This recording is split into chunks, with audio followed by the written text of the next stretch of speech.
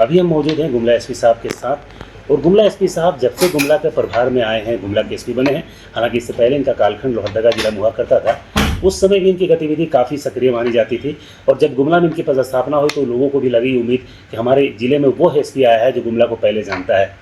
SP साहब से हम जानना चाहते हैं कि लगातार इनकी ओर से प्रयास किया जा रहा है कि नशा का जो कारोबार चल रहा है, नशा का कारोबार आज हमारे समाज को पूरी तरह से खोखला कर रहा है, हमारी युवा पीढ़ी को बर्बाद कर रहा है, और उस मामले को लेकर एसपी साहब काफ़ी गंभीर नजर आ रहे हैं। सबसे पहले तो सर से हम जानना चाहते हैं कि सर आज जो सफलता मिली है वो सफलता क्या है?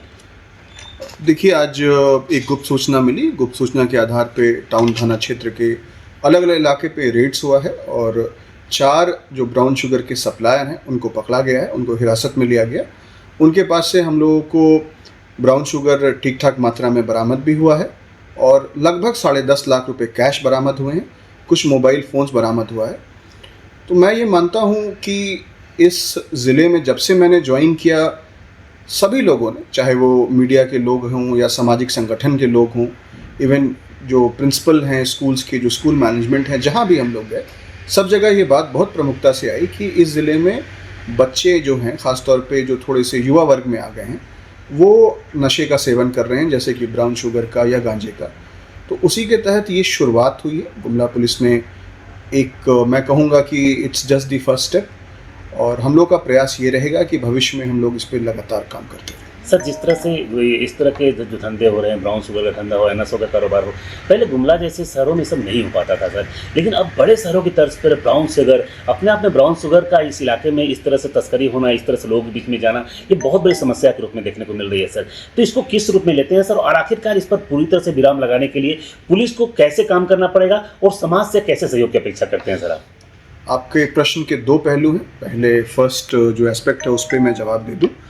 देखिए, जैसा कि आपने बताया, ये बिल्कुल सही बात है कि आमतौर पे छोटे शहरों में, जो कि मुफस्सिल टाउन्स हैं, उनमें इस तरह के नशे का प्रचलन पहले नहीं था, लेकिन चूंकि अब ये शुरू हो गया है तो हम लोग को उस पर कार्रवाई करनी है। जब भी एनडीपीएस के केसेस में रिकवरी होती है तो रिकवरी बिल्कुल फर्स्ट स्टेप होता है। उसमें हम लोग हमेशा इसके फॉरवर्ड और बैकवर्ड लिंकेजेस पे काम करते हैं।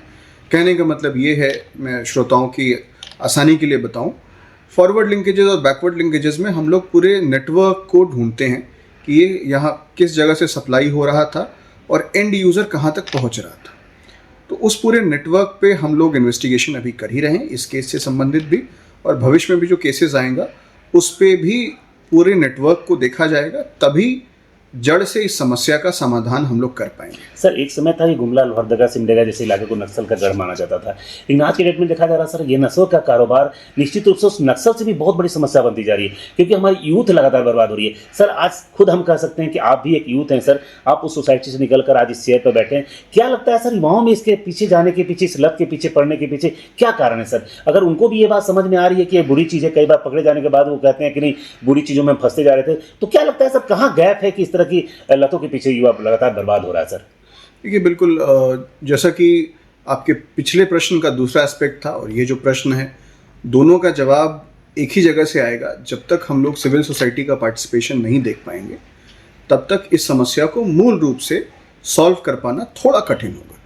मैं बहुत अपने आप को भाग्यशाली मानता हूँ कि यहाँ पर की जो सिविल सोसाइटी है इस ज़िले की, जिस क्वार्टर से लोग आ रहे हैं, सभी लोगों ने बढ़ चढ़कर मदद करने की बात कही है, और मैं यही अपेक्षा करूंगा कि सिविल सोसाइटी के माध्यम से हम लोग जो नशा का जो नेगेटिव एस्पेक्ट होता है, अभी कुछ दिन पहले हम लोगों ने राज्य सरकार के दिशा निर्देश पर ज़िले में नशा उन्मूलन का कार्यक्रम भी चलाया था, जो कि व्यापक रूप से चला।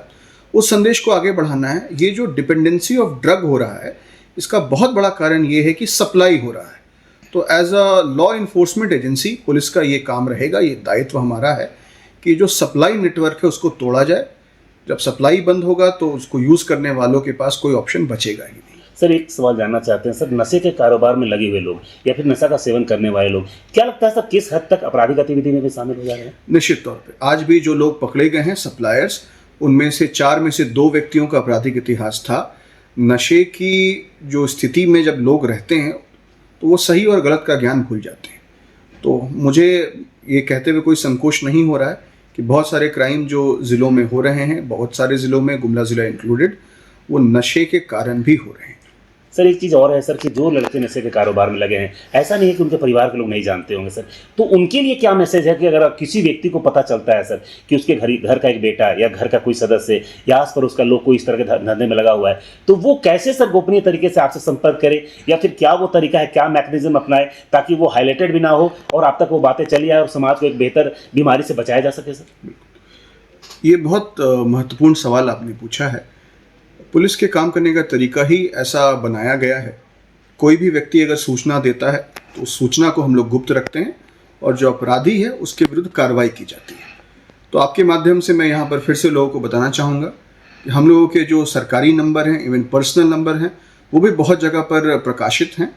उस नंबर पर आप कभी भी फ़ोन कर सकते हैं, वो रात के 2 बजे हों, सुबह के 4 बजे हों, आप निश्चित तौर पर फ़ोन करें और सूचनाएं दें। उन सूचनाओं को गुप्त रखा जाएगा। साथ ही साथ मैं ये भी ऐड कर दूं कि एक पुलिस की तरफ से डायल 112 एक चलाया जाता है, जो कि एक तरीके से आप कभी भी SOS में, इमरजेंसी में उस पर फ़ोन करके अपनी समस्याओं को बता सकते हैं। तो वहाँ पर भी आप सूचना देंगे तो आपकी पहचान को गुप्त रखा जाएगा और ऐसे लोगों के विरुद्ध कार्रवाई की जाएगी। सर आज के डेट में देखा जाता है सर स्कूल कॉलेज खास करके जैसे सेंटर बनते जा रहे हैं सर, तो स्कूल प्रबंधन की क्या भूमिका हो सकती है सर? क्योंकि बार बार ये देखा जा रहा है सर, सोशल अवेयरनेस का प्रोग्राम चलाया जा रहा है सर। अब तो सर बहुत सारी राष्ट्रीय कमेटी जो जालसा है, ये तमाम चीज़ें लगी हुई, खुद डिस्ट्रिक्ट जज, प्रिंसिपल डिस्ट्रिक्ट जज, आप हो, DC हो, लगातार ये प्रयास करें। तो स्कूल प्रबंधन की भूमिका कैसी होनी चाहिए सर? क्या लगता है, क्योंकि यूथ वहाँ पर हमारा जो देश की लिए एक ऊर्जा शक्ति बनकर निकलता, वो नेगेटिविटी लेकर निकल रहा है, तो सर उसको कैसे बेहतर किया जा सकता है सर? बिल्कुल, जैसा कि हम लोग थोड़ी देर पहले ही बात कर रहे थे, ये जो समस्या है ये सब लोगों को मिलजुल कर ही सॉल्व करना है। सिविल सोसाइटी में स्कूल भी उसका एक हिस्सा है। स्कूल मैनेजमेंट और स्कूल कमिटीज़ के साथ हम लोगों ने बातचीत तो शुरू की है, व्यापक रूप में हम लोग उस पर बैठक भी करेंगे। जब कभी भी स्कूल में ऐसे केसेस सामने आते हैं, अगर कुछ इस तरह का डोज कोई बच्चा लेता है तो वो तुरंत पता चल जाएगा, उसके साथियों को पता चलेगा। अगर शिक्षक को पता चल जाता है तो शिक्षक अपने स्कूल के मैनेजमेंट को बता सकते हैं और स्कूल मैनेजमेंट हम लोगों तक उस सूचना को दे सकता है, हम लोग उस पर कार्रवाई करेंगे। तो आपने स्पष्ट देखा कि गुमला SP साहब का स्पष्ट कहना है कि ये जो नशे का कारोबार है, इसको पूरी तरह से विराम लगाने के लिए पुलिस की गतिविधि तो हो ही रही है, लेकिन सिविल सोसाइटी की ओर से मिल रहा सहयोग अगर लगातार बढ़ता रहे और लगातार अगर सहयोग मिलता है तो पूरी तरह से ये जो बीमारी हमारे समाज में कोड़ के रूप में फैल रही है, उस पर विराम लगाया जा सकता है। अन्यथा अगर सामाजिक जिम्मेवारी के रूप में लोग सामने नहीं आएंगे तो पुलिस के बलबूते की ये चीज़ नहीं है, क्योंकि जिस तरह से ये कारोबार फैल रहा है, आप इस बात को समझिए कि खुद आपके अपने परिवार के लोग इसमें बर्बाद हो रहे हैं। पुलिस अपनी जवाबदेही को ईमानदारी से निभा रही है, लेकिन लोगों का अगर सहयोग मिलेगा तो जिस तरह से SP साहब का कमिटमेंट है, पूरी तरह से गुमला को नशे के कारोबार से मुक्त किया जा सकता है। सुशील कुमार सिंह, गुमला। गोल, जहां 27 वर्षों के सफर में 17,000 से भी अधिक छात्रों ने डॉक्टर एवं इंजीनियर बनकर भरे सफलता की ऊंची उड़ान, जहां साधारण छात्र भी झारखंड टॉपर्स बनकर बना रहे इतिहास। दूरदर्शी शिक्षाविद श्री विपिन सिंह के मार्गदर्शन में मेडिकल एवं इंजीनियरिंग के लाखों छात्रों के लिए आशा की किरण के रूप में गोल, नेशंस लीडिंग इंस्टीट्यूट। बायोम सिर्फ मेडिकल प्रिपरेशन का संस्थान। बायोम से लगातार दूसरी बार नीट UG में 700 मार्क्स पार। 10th पास स्टूडेंट्स के लिए फाउंडेशन कोर्स, 11th पास स्टूडेंट्स के लिए फ्रेशर कोर्स और 12th पास स्टूडेंट्स के लिए टारगेट कोर्स 17 अप्रैल से शुरू हो रहे हैं। कॉल 7360066190 और visit Biome, circular road near women's college and Hinoo, Ranchi. thefollowup.in. Like, share and subscribe. www.thefollowup.in